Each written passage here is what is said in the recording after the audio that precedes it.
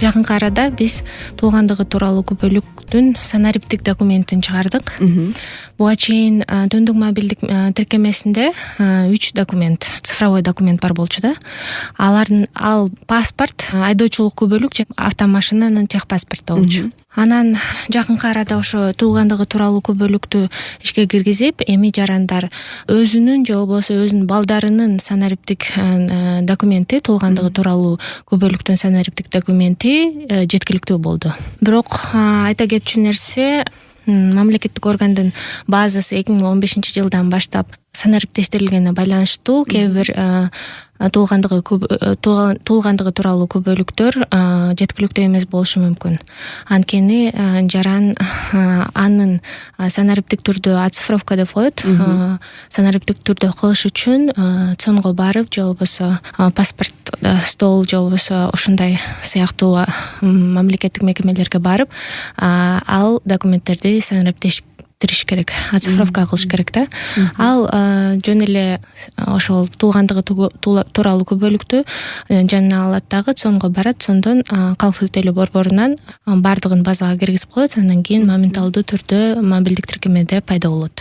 Ошол жарандар эми ошол түндүк мобилдик тиркемесинен паспорт, айдоочулук көбөлүк жана техпаспорттон тышкары эми туулгандыгы тууралуу көбөлүктү колдоно алышат. Ал көбөлүктү жарандар мамлекеттик органдарга, жергиликтүү органдарга же болбосо коммерциялык организацияларга көргөзсө, ал юридикалык жактан маанилүү болуп эсептелинет. Эми жарандар ошондой санариптик документ менен колдоно алышат. Абдан жакшы. Демек, мындай бара маанилүү делген документтер мына ушул түндүк мамлекет ушул мобилдик тиркемесинде. Ооба, тиркемеге атайын жүктөлүүнү көздөп жатасыздар, Ооба, биз ошол жанагы 3 документти киргизгенден кийин түндүк мобилдик тиркемеси аябай популярдуу болуп калды да. Анткени 2022-жылдын 18 ноябрында санариптик документтер юридикалык жактан маанилүү деп эсептелинди. Андан кийин жарандар ошол 3 айдын ичинде аябай активдүү түндүк мобилдик тиркемесин жүктөгөндүгүнө байланыштуу түндүк мобилдик тиркемеси азыркы учурда топ 3-тө турат. Буга чейин М-банк турса, андан кийин биздин түндүк мобилдик тиркемеси турат. Эң сонун.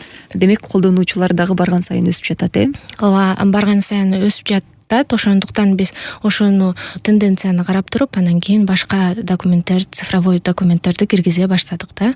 Бул эң маанилүү документ туулгандыгы тууралуу көбөлүк болот эмеспи?